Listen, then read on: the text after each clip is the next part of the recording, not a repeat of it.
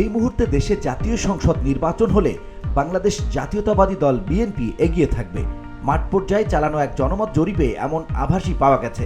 জরিপে সর্বোচ্চ 41.7% ভোট পেয়েছে বিএনপি। আর বিএনপির নিকটতম প্রতিদ্বন্দ্বী হিসেবে বাংলাদেশ জামায়াত ইসলামী ভোট পাবে 31.6%।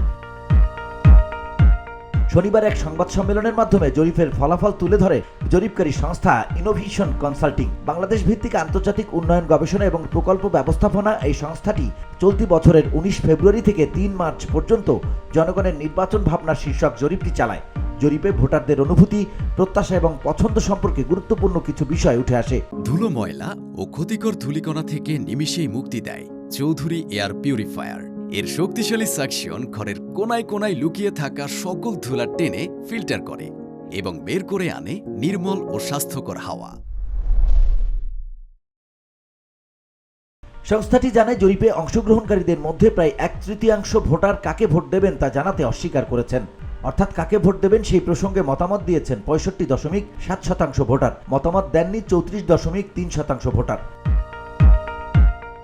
কাকে ভোট দেবেন এই প্রশ্নে 65.7% ভোটারের কাছ থেকে পাওয়া উত্তরের বিশ্লেষণ করে দেখা যায় বিএনপির পক্ষে 41.7% ভোট।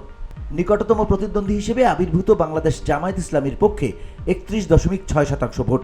এছাড়া আওয়ামী লীগের পক্ষে পড়েছে 13.9% ভোট। ছাত্র নেতৃত্বাধীন নতুন রাজনৈতিক দলের পক্ষে 5.1% এবং অন্যান্য দলের পক্ষে গেছে 7.6% ভোট। যারা বিএনপিকে ভোট দেবেন তাদের মধ্যে জেনজি অর্থাৎ 18 থেকে 28 বছর বয়সীদের ভোটের ভাগ সর্বনিম্ন 35.5% এবং জেন এক্স 45 থেকে 60 বছর বয়সীদের ভোটের ভাগ সর্বোচ্চ 47%। যারা জামায়াত ইসলামীকে ভোট দেবেন তাদের মধ্যে জেনজি ভোটের ভাগ সর্বোচ্চ 34.2%। তারপর মিলেনিয়াম 29 থেকে 44 বছর ভোটের ভাগ 31.2%। যারা ছাত্র সমর্থিত নতুন দলকে ভোট দেবেন তাদের মধ্যে জেনজি ভোটের ভাগ সর্বোচ্চ 10.1%। জরিপে দেখা যায়, যারা ভোট দেওয়ার সিদ্ধান্ত নেননি তাদের মধ্যে 49.3% বলেছেন যে সিদ্ধান্ত নেওয়ার জন্য তাদের প্রার্থীকে জানা প্রয়োজন। 9.7% মূলধারার দলগুলির উপর আস্থা হারিয়ে ফেলেছেন।